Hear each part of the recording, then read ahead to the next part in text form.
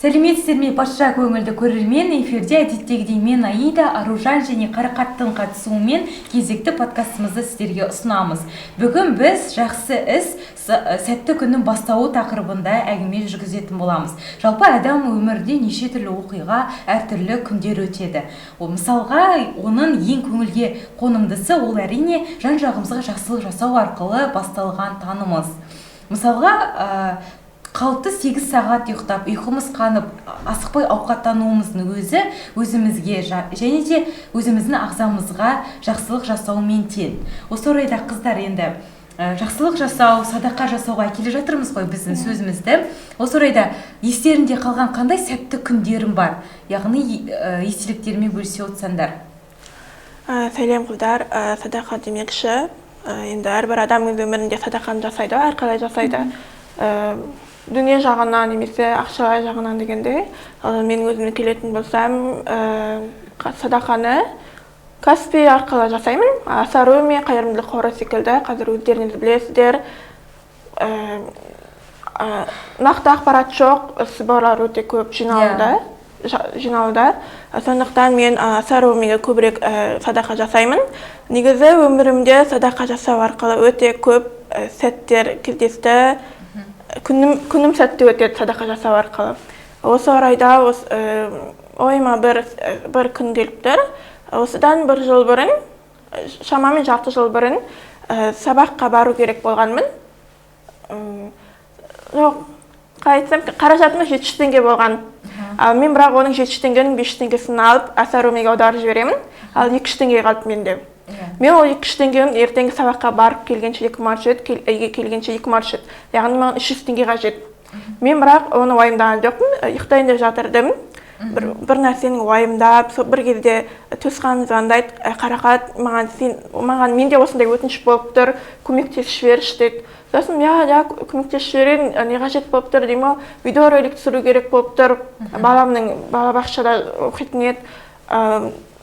Садиктегі мұғалім деп өтініш жасап жатыр, мен оны істеп білмеймін деп. Сен істеп берші деп, жақсы, істеп берем ғой, қиын емес деп, сосын түн уақытымды бөліп сол видеоны жасап берем.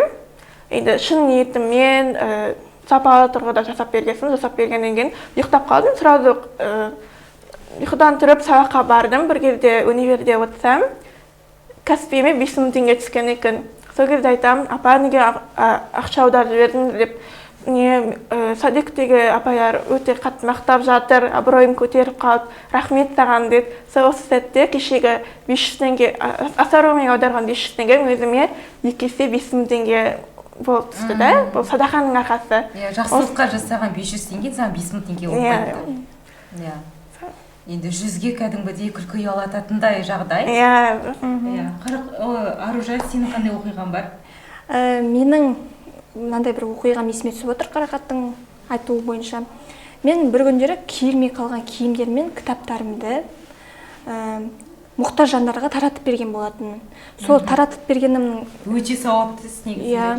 Таратып бергенімнің себебі былай, мысалы, кейбір адамдар болады ғой, отбасылық жағдайы төмен, бір керек кітаптары жоқ болады ғой. Сол мақсатта мен өзім сол пайдаға асырайыншы осы нәрселерді үйде жатырғанша бос. Сол мұқтаж жандарға берген болатынмын. Соларды көргенде мен өзімнің жүрегіме бір жылулық ұялатты. Өзім қатты қуандым аналардың күлкілерін көргенде. Содан кейін мен өзіме ойыма бір ой келді. Жақсылық жасау көп нәрсені талап етпейді екен. Ең басты шынайы адамда ниет болу керек. Сол ниетіңе қарай сен өзіңе бір жақсы сауап алады екенсің. Сол өзімнің жасаған сауапты ісім өзіме бір жүрегіме қатты бір жылулық берді. Яғни өзімнің күнімнің сәтті басталуына себептігін тигізді десем де артық етпейді. Күннің сәтті басталуына, сәтті жалғасуына үлесің ғой. Және де өзімнің білмейтін нәрселеріме жол ашты. Яғни мен болады ғой, бір өзімнің ойлап жүрген мақсаттарым, армандарым бірте-бірте орындалып бастады. Сол кезде өзімді қатты қуанып, кәдімгідей төбеп көкке жетті де айтсам болады. Рахмет Аружан, бір қызықты оқиға бұл да. Жалпы мен де есіме қазір бір оқиға түсіп тұр. Барлығымыз жалпы Каспи қосымшасын пайдаланамыз ғой, Каспи платформа. Яғни онлайн заказ береміз, бір-бірімізге ақша аударамыз деген сияқты. Сол Каспи арқылы өзіме қыстық шарф керек болды осы жақында. Сол шарфты заказ берген болатын. Сосын телефоныма қарасам, бір Каспидан хабарлама келеді. Заказың келіп түсті деген секілді. Сосын лезде барамда жақын жердегі дүкендегі постаматқа барам да заказымды алып қайтып бара жатам қуанып. Сол кезде қарасам алдымнан бір таяққа сүйенген бір үлкен, жасы үлкен екені кәдімгідей көрініп тұр. Таяққа сүйенген оның үстіне. Сол кісі мені тоқтатты да: «Доченька, можешь мне купить, пожалуйста, хлеб и сыр?» дейді. Мен дейтін шыны керек іштей үрей болды, қанша дегенмен қорқыныш болды, бірақ сонда да үрейімді сейілтіп, енді мұқтаж жан екені көрініп тұр түріне қарасан. Сол кісіні жанына барып, енді сыр мен хлеб деді ғой, сол кісіні бір жанға қойып кетіп, жаңағы магазинге қайттан кірдім де, өзі айтқандай ірімшігімен нанын алып, енді үлкен кісі ғой, мүмкін шай ішетін болар деп, қасына жанына вафлиін қосып, бір пакетпен магазиннен шығып, ана кісінің қолына ұстатам. Негізі бұл азық түлікті өзімнің соңғы қалтамда қалған 2000 теңгеме алған едім. Енді қызықты жағдай деп ойлаймын. Енді осы жағдайдан кейін ол кісі азық түлігін алып, яғни маған алғысын білдіріп, өз жолымен кетті. Мен де енді айтады ғой андай, со спокойной душой деп. Мен де солай өз жолымен кетіп бара жатқан жайым бар еді. Bir кезде телефоныма қарасам, әкем маған 20 000 теңге салып жіберген сол визитте. Енді ойлаңыздаршы, жақсылыққа құртқан 2000 теңгем сол бойда 20 000 болып қайтады. Мен сол кезде ойлап қалдым, мына өмірде шынымен де бумеранг заңы бар екен ғой деп. Осындай енді шынымен де жаңа айтып кеткендей, жүзіме күлкі ұялататындай осындай қызықты бір оқиға орын алған болатын. Жалпы садақа жасау арқылы адам дейтін неше түрлі жағдайларға кездеседі ғой. Алла тағаланың мейірімі шексіз ғой, қашан біздің жанымызда болады. Алла тағала арқылы біз деген біреуге себепші болып жатырмыз садақа беріп. Ол садақа бізге өзімізге бәрі қайтып келеді. Әрине. Бір күні осыдан бір екінші курста оқып жүрген шағым, қысқа жақындап қалды. Уақыт күн салқын, сабақтан шыққанда уже тас қараңғы болады. Бір кезде тәтем апам екеумізді шайға шақырады, бір нәрсе ақылдасу керек еді деп. Сосын апам айтады, мен жұмыстан шығып барам, сен сол универден шығып бара ғой деді. Сосын жақсы, жолын білем ғой дедім. Бір кезде тұрамда, негізі мен білем, мен жемкен жайын білем, бірақ почему-то 3-ге мінем, 8-ге мінем, 57-ге мінем. Ана негізі 8-ге мінген бойда мен дәл адресін келгем, ары қарай жүру керек болады 15 минут. Бірақ оған мінбеймін, 57-ге мінемін де жердің шет жағына шығып кетем. Сол кезде апам маған телефон соғады, сен қарақат қайдасың, ұзақ жоғалып кеттің ғой дейді. Айтамын ғой, мен дейтін қайда жүргенімді білмеймін деймін. Айтады, сен такси шақыршы дейді. Такси шақыршы деймін. Айтамын, такси шақырады, индравиде жоқ, Яндексте жоқ деймін. Қайда жүргенімді қарайтын Тугиште жоқ қой. Телефоным жоқ, проситім 6 телефонымда. Сосын түсіп кеттім де, жақсы бана мінген маршруттарыма кері обратно жолыма барайын дедім. Сол барып, енді ол қалаға жетудің өзі де 1 сағаттай уақыт кетті ғой. Бір кезде уже драма театрға келіп қалған екен, енді өзім білетін көше боласын түсіп қалдым. Түсем, уже телефон просетін бір. Сосын қолмен такси тоқтатайын дедім, бірақ ол кезде такси тоқтатуға жүрегім дуаламады да. Ол кезде көп оқиға болып жатты, таксистер туралы жаман адамдарды қорқатын деңгейге жеттік қой. Сол кезде айналама қараймын, может біреулерінде приложение бар шығар деп. Айналамда адамдар топ тұр, бір алыста тұрған бір қыз тұр, көзіме бір жарқырап түсіп тұр. Андай сол қызға бар деп, мен өзімді іштей дәрменсіз күйге түстім. Мен осындай кезде мен Алла тағалаға қажет екен ғой. Мен Алла тағалаға мұқтаж болып тұрдым сол сәтте, өзімді дәрменсіз сезініп. Алла тағала көмектесе ғой, осы садақа жасап жүрмін ғой, күнде де садақаны қайтаруы болмайды деп.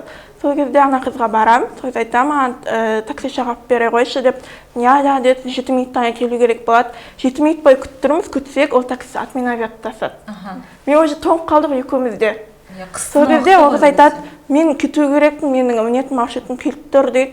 Мә, деймін ғой, енесте, мен телефонның ішінде жатыр, қалай барам деймін. Сосын айтады, менде қалталы зарядка бар дейді. Сосын бәрі маған береді, сосын бәрі қалай жеке дүниеңді маған беріп тұрсың дейді. Ол ештеңе емес, сен нөмірін жазайын, маған жеткенде жаз деді. Сосын барып жақсы дедім. Өзім телефон интроверт скачать етемін де, үйге аман іште барам, 2 сағаттың шамасында барам әйтеуір. Сол барсам, үйдегі туысқандардың бәрі маған күліп отырып, Қарақат қайда адасып кеттің деп. Бірақ ол кезде мен енді күлетіндей емес, ондай жылайтындай бір тәрбиесіз кетемін ғой ол кезде. Қазір күліп еске аласың. Телефонды қарасам, ана қыз маған жазып жіберіпті. Үйіңе жеттің ба, аман есен деп. Я, жеттім, көп рахмет дедім. Ертесі күні сол берген дүниесін беріп, қалтасына енді құр қол берген жазып болады ғой енді. Қазақпыз дегендей. Әдемі бір күшті татты, мәтін толтырып сол бердім. Бірақ ол қызбен әлі күнге дейін екеуміз араласамыз. Байланысты ұстап қалдық. Маған ол Алла тағаладан келген адам, ол мен оған себепші болып тұрмын жақсылық жасауға. Адам біріне себепші болады негізі мейірімді адамдар. Андай болады ғой кейбір нәрселерде. Белгісіз адам өзіңнің бір жақсылығымен ерекше есте қалып, бір жақын адам сияқты болып кетеді. Сол сияқты сен де сол ситуацияға тап болған екенсің. Негізі қазіргі тілмен айтқан кезде эмпат дейді. Кейбір адамдар болады ғой, ой, мынау дейтін бір адасып жүрген біреу шығар, или болмаса бір ауру, бір нәрсе деп ойлап қалады да, бір теріс айналып кетеді. Мысалы, көп адамдар сондай болады. Сен мысалы сондай жақсы бір нәрсеге тап болған екенсің, кәдімгідей қуанып отырмын. Рахмет. Қыздар, рахмет. Айтқан оқиғаларыңа, бөліскендеріңе рахмет. Осындай әдемі көңілді нотада біз подкастымызды аяқтағымыз келеді. Сіздермен бірге болған мен Аида, Қарақат және Аружан. Қош сау. Сау болыңыздар.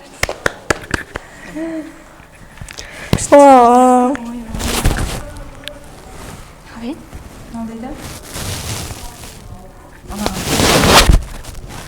Ne dedin? Қоштасыңдар. Қоштасамыз дейді дұрыстап. Дұрыстап қоштасамыз дейді. Шешті таным. Жақсы тез.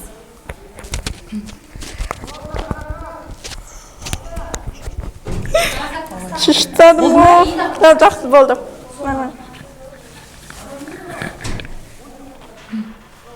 Бастайын ба? Қоштас дейді.